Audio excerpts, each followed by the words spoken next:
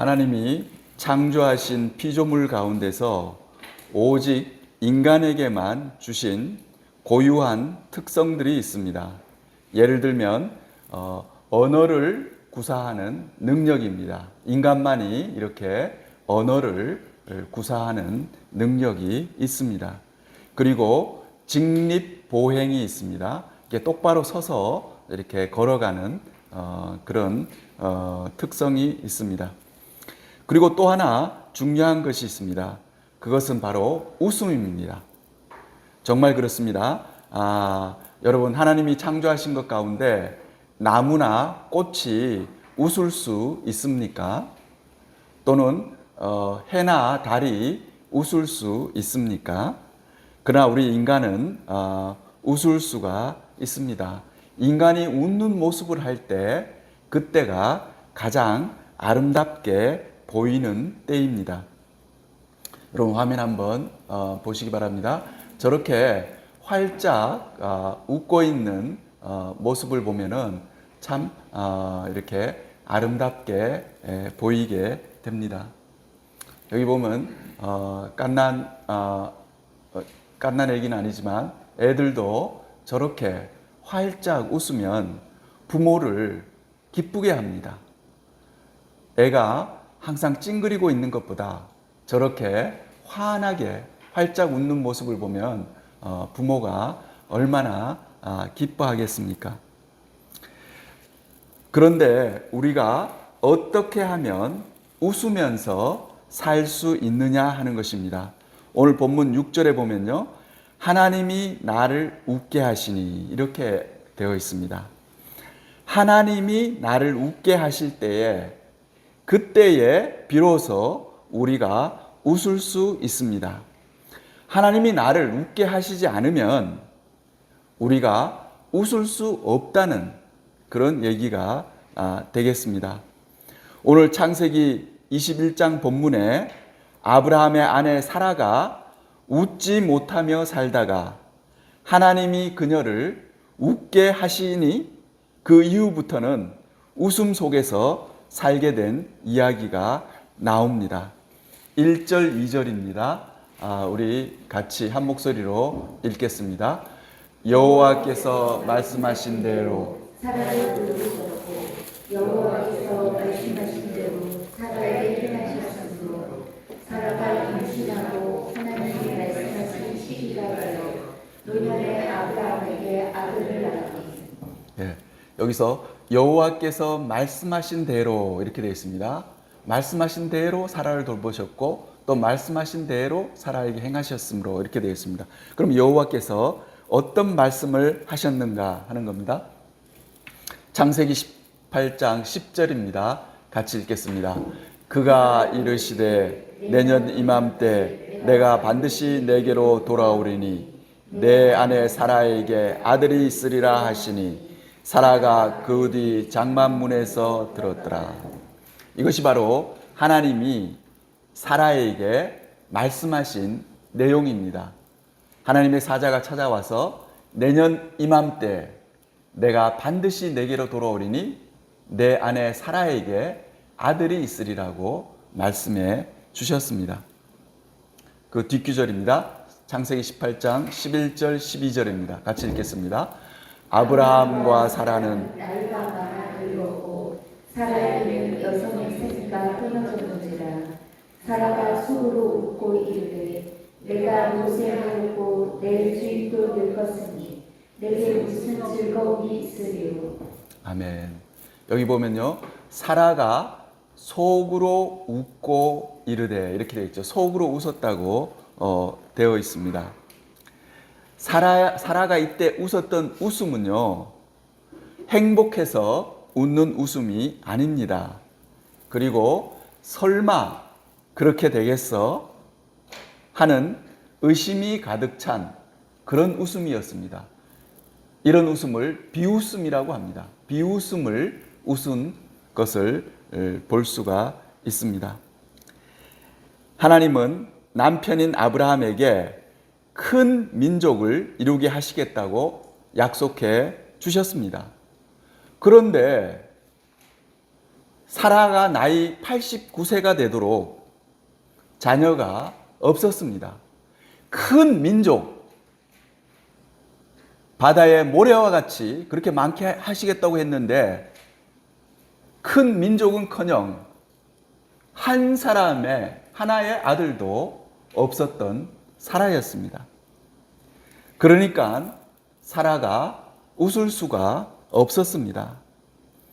그녀가 유일하게 웃을 수 있었던 웃음은 비웃음밖에 없었습니다. 여기서 우리는 중요한 영적 원리를 깨닫게 됩니다. 하나님이 웃게 해 주셔야 우리가 환하게 웃을 수 있습니다. 웃음이 없는 사람에게 여러분 이렇게 자꾸 웃으라고 해요. 그리고 교회 가면은 옆 사람 보고 웃으면서 인사합시다. 그래서 웃으라고 합니다. 여러분 그런다고 해서 그 사람이 웃을 수 있겠습니까? 웃는 사람이 되겠습니까? 그렇지 않습니다. 또 자꾸 머릿속에 부정적인 생각이 자꾸 드는 거예요. 그런 사람에게 긍정적인 사고를 하십시오. 항상 긍정적으로 생각하십시오. 그런 얘기를 한다고 해요. 그러면 그 사람이 긍정적인 사람이 될 수 있겠습니까? 여러분 그렇지 않습니다. 설교 시간에 뭐 그런 얘기를 들었다 그래요. 그러면 집에 가서 한두 번 그렇게 하겠죠. 하루 이틀 그렇게 하려고 할 거예요. 그러나 그것이 안 됩니다. 지속이 안 돼요. 또 성경을 보면은 예수님이 어떻게 말씀하시냐 그러면 너희가 무엇을 먹을까, 무엇을 입을까 걱정하지 말라 그랬어요. 우리가 살아가면서 먹고 사는 문제를 가지고 걱정하지 말라고 했어요. 그러면서 너희는 하나님의 나라와 그 뜻을 구하는 그런 삶을 살으라고 예수님 말씀하셨죠. 그런데 여러분 실상은 어떻습니까? 우리들의 현실은 어떻습니까? 머릿속에 먹고 사는 문제로 가득 차 있는 거예요. 그런 사람에게 무엇을 먹을까, 무엇을 입을까 걱정하지 말아라 하는 말을 아무리 해봐요. 그게 통하나?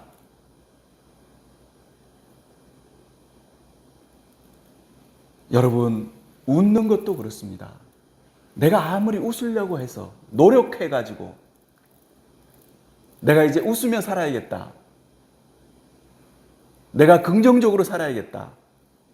걱정하지 말고 살아야겠다. 그렇게 한다고 해서 되는 것이 아닙니다. 어떻게 해야지 그런 사람이 되냐 그러면 하나님이 나를 웃게 하셔야지만 내가 웃을 수 있는 거예요. 하나님이 역사해야 됩니다.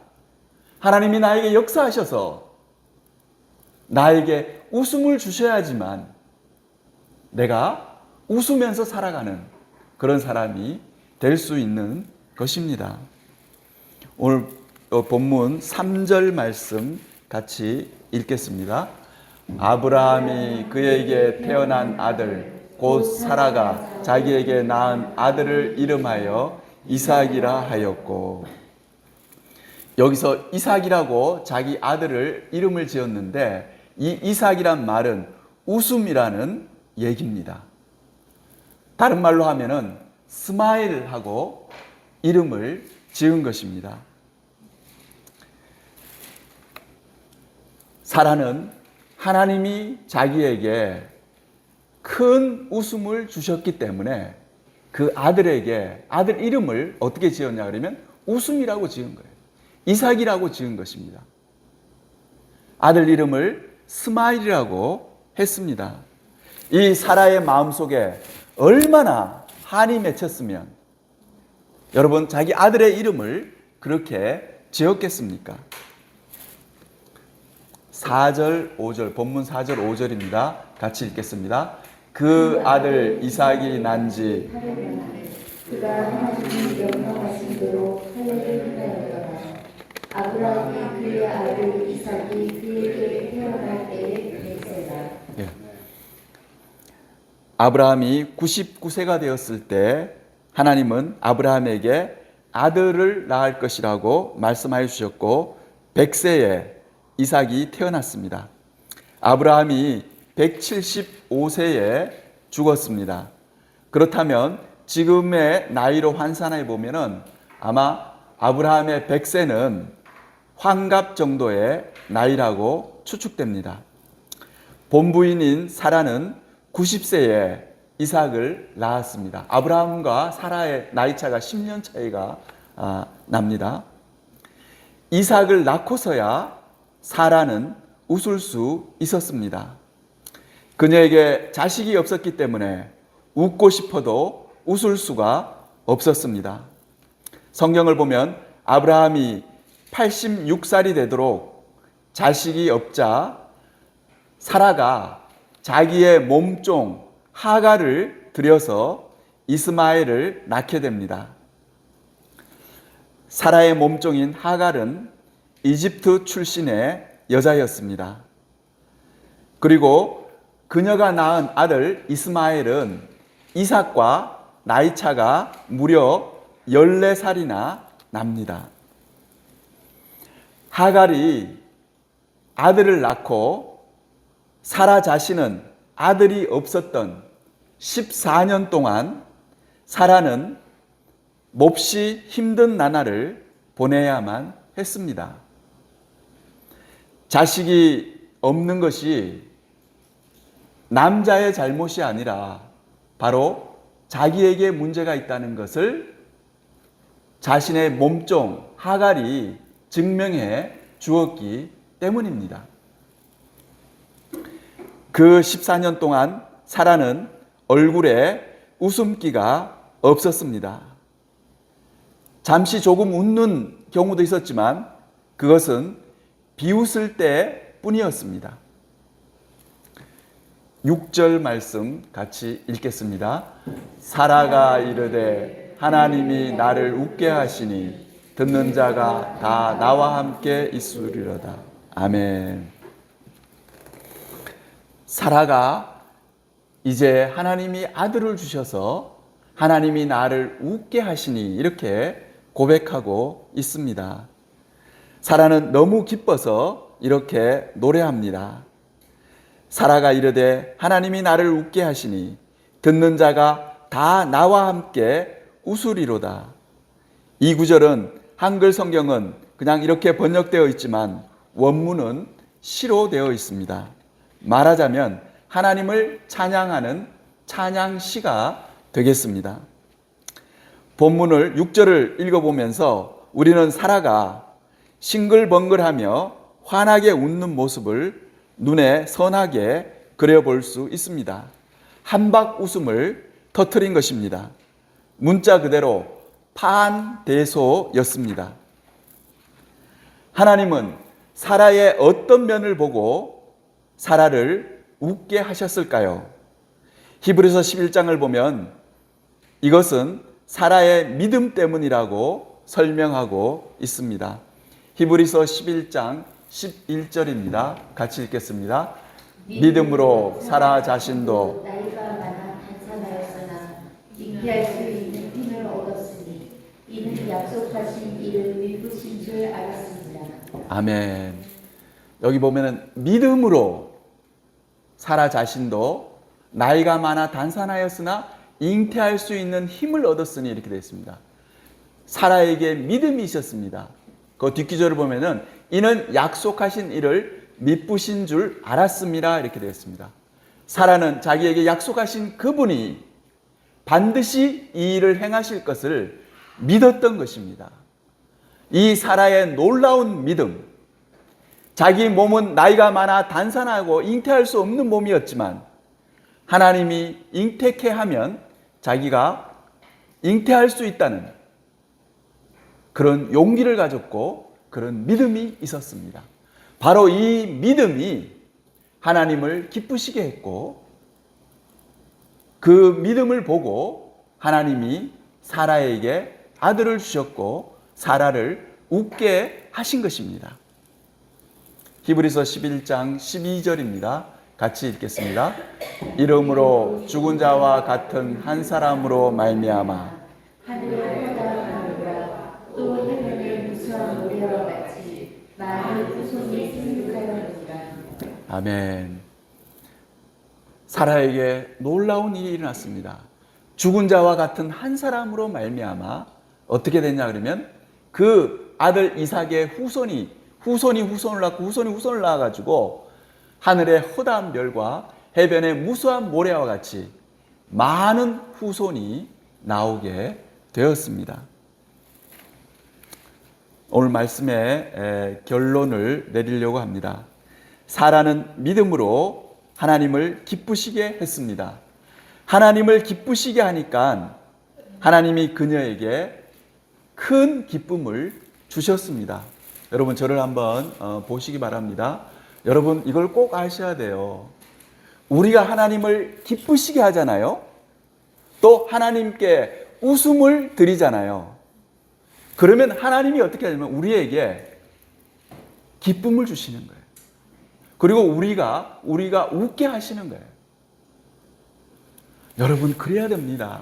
하나님이 나를 웃게 하셔야지만 그 사람이 어떠냐면 항상 싱글벙글 항상 스마일이에요.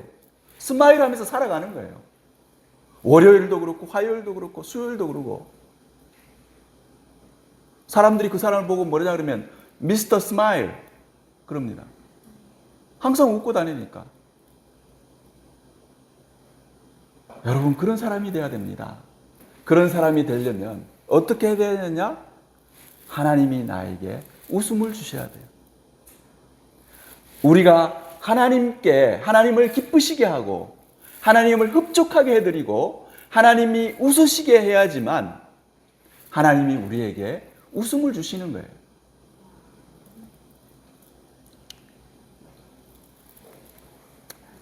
또 사라의 경우를 보면은 그녀는 하나님을 믿었어요.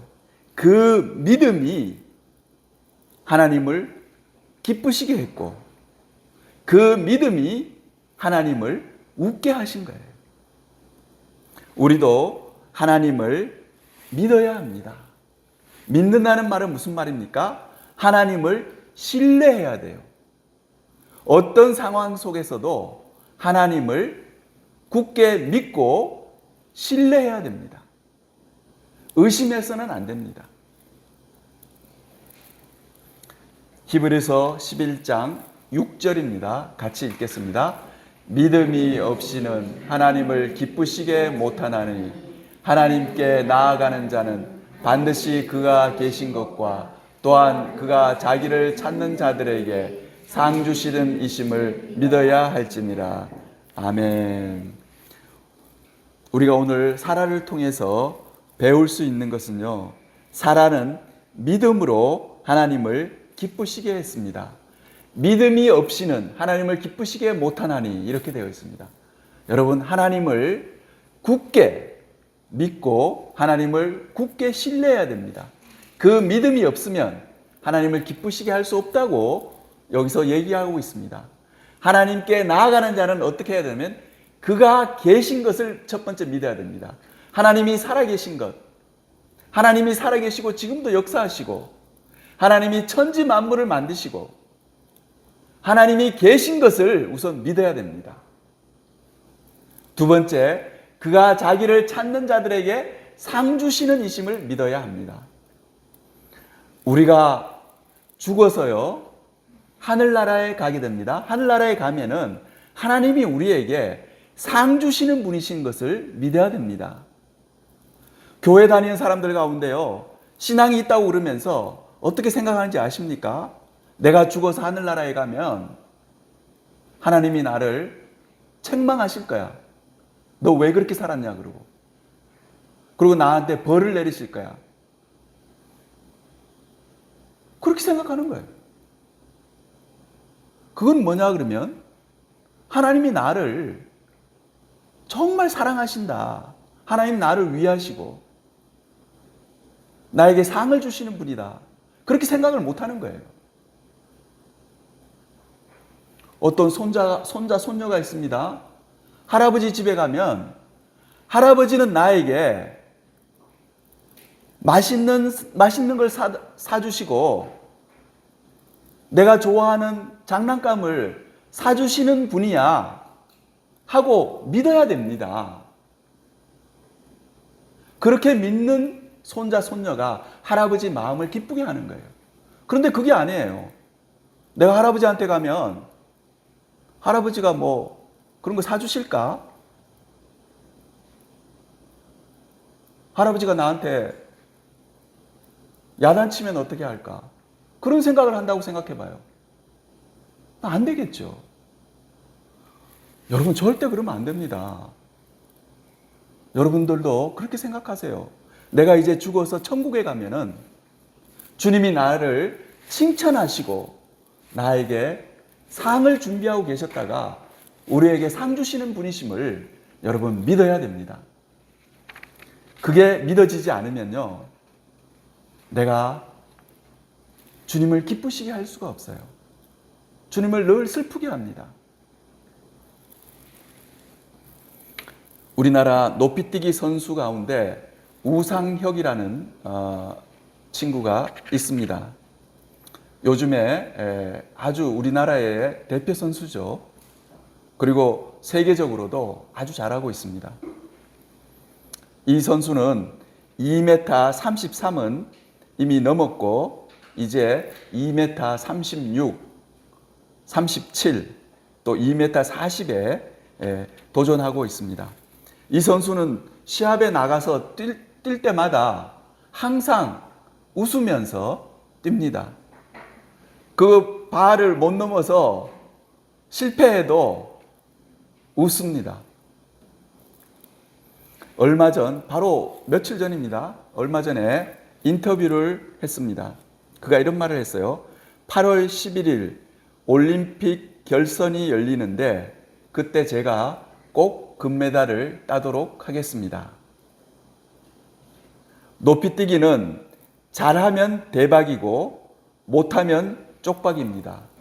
여러분 높이뛰기 한번 시합을 한번 보세요. 바를 이렇게 걸쳐놓고 그걸 뛰어넘는데 아슬아슬하게 엉덩이가 딱 걸리면 그 바가 떨어집니다. 그럼 실패해요. 몇 번 해도 그게 잘 안 됩니다. 그게 싹 넘어가면은 이제 성공이죠. 그런데 누구도 그걸 장담을 못 해요. 그러니까 이 말이 맞죠. 높이뛰기는요, 잘하면 대박이고 못하면 쪽박이다 그러는 거예요. 저는 늘 대박만 생각하며 삽니다. 우상혁 선수가 하는 말이에요. 이 사람의 특징은 항상 좋은 것만 생각하는 거예요. 잘 될 것만 생각하는 거예요. 이번에 꼭 메달 따고 돌아오는 좋은 날만 생각합니다. 이렇게 인터뷰를 했어요. 여러분, 이게 중요한 겁니다. 여러분들도 이제 항상 좋은 것만 생각하면서 웃으면서 사시기 바랍니다. 하나님께 나아가서요, 여러분 주님을 위해서 주님 기쁘시게 하는 삶을 사세요. 주님께 웃음을 선사하세요. 그러면 하나님이 우리로 하여금 웃게 하시는 거예요. 하나님이 나를 웃게 하시니 저절로 웃어지는 거예요. 여러분, 이 우상혁 선수처럼 대박이 날 수도 있고 쪽박이 날 수도 있습니다. 근데 이 선수는 그렇게 고백하잖아요. 자기는 늘 대박 날 것을 생각한다는 거예요. 우리도 그런 것이 중요합니다. 내 생각이 자꾸만 부정적인 것으로 자꾸만 몰고 가면은 여러분 기도해야 됩니다. 주님, 이거 물리쳐 주세요. 성령님, 이거 물리쳐 주세요. 그렇게 하고 내 생각이 자꾸 긍정적인 곳으로 가야 됩니다. 나도 모르게 하나님의 도우심으로 말미암아, 하나님이 나에게 역사하심으로 말미암아 저절로 그런 사람이 돼야 됩니다. 내가 노력해서 그렇게 되는 게 아니에요. 어떻게 해서 노력해서 웃는 사람이 되겠습니까? 한두 번 웃을 수 있지만.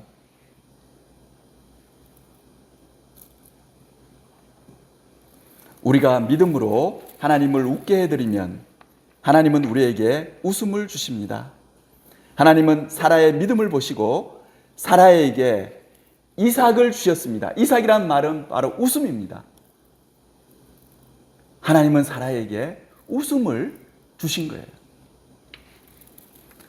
사랑하는 성도 여러분, 하나님은 우리에게 웃음을 주실 수 있는 분이십니다.